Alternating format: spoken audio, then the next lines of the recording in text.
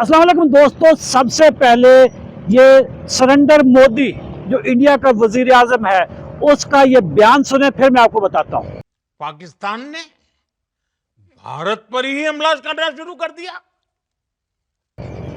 जी जनाब, आपने सुन लिया। ये कैसी बात कर रहा है कि पाकिस्तान ने भारत पे ही हमला कर दिया।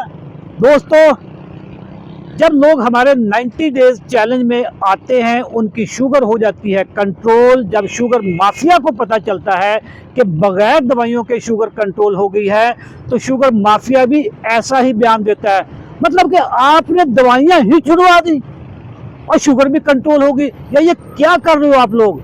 दोस्तों, अगर आप शुगर माफिया को सरप्राइज देना चाहते हैं, बगैर दवाइयों के, बगैर इंसुलिन के शुगर माफिया को शिकस्त देना चाहते हैं, शुगर को कंट्रोल करना चाहते हैं, इसी वीडियो के नीचे जो व्हाट्सएप के ग्रुप का लिंक है, उस लिंक पे क्लिक करके हमारे सिस्टम का हिस्सा बन जाए। 21 मई को हमारा प्रोग्राम है, 21 मई को मेरा लेक्चर है, जिसमें मैं आपको बताऊंगा कि दुश्मन को सरप्राइज कैसे देना है।